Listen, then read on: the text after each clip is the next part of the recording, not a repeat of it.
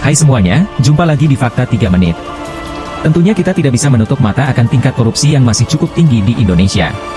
Ada begitu banyak kasus korupsi yang meskipun nominalnya kecil, namun sangat merugikan negara, bahkan mencapai miliaran rupiah. Tahukah kamu?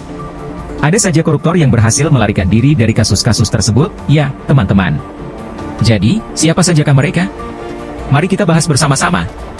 Baru-baru ini, nama Surya Darmadi sedang hangat diperbincangkan karena dianggap sebagai salah satu orang yang paling merugikan negara. Siapa sebenarnya Surya Darmadi? Dia adalah pendiri dan ketua dari Darmes Agro Group, didirikan di Jakarta pada tahun 1987. Melalui anak perusahaannya, PT Duta Palma Nusantara, Darmes Agro terkenal sebagai perusahaan produksi dan pengekspor minyak sawit terbesar di Indonesia.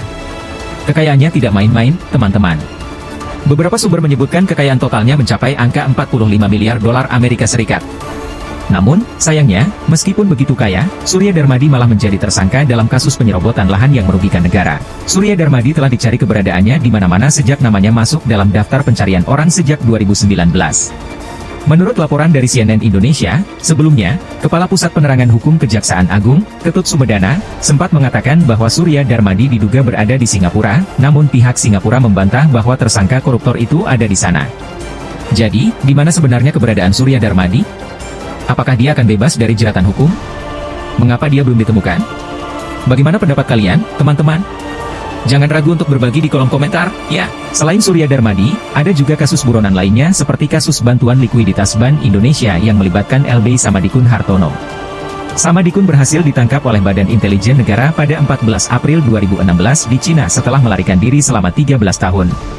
Kasus ini bermula saat mantan Komisaris Utama Bank Modern membawa kabur uang negara sebesar 169,4 miliar rupiah dari BLBI. Bank Modern, sebagai bank swasta nasional, mengalami masalah saldo debit akibat keadaan darurat. Mereka meminta bantuan likuiditas dari Bank Indonesia, dan dana tersebut ternyata digunakan oleh Samadikun. Namun, ia berhasil kabur sebelum dijatuhi hukuman, padahal hukumannya hanya 4 tahun penjara. Selain dua kasus tersebut, nama Edi Tansil juga sangat terkait dengan kasus korupsi di Indonesia. Sampai sekarang, keberadaannya masih misterius. Edi Tansil adalah terpidana kasus pembobolan uang negara melalui kredit Bank Pembangunan Indonesia, BAPINDO, melalui perusahaannya, Golden Key Group. Kasus ini merugikan negara hingga 1,3 triliun rupiah, dan Edi Tansil divonis 20 tahun penjara. Namun, ia kabur dari lapas Cipinang pada 4 Mei 1998 dan belum ditemukan sampai sekarang. Tentu saja, keberadaan para koruptor yang melarikan diri menjadi bukti betapa sulitnya mengendalikan mereka. Ini juga menunjukkan betapa rentannya hukum di Indonesia dijebol oleh koruptor kelas kakap. Nah, itulah beberapa nama koruptor yang keberadaannya masih misterius.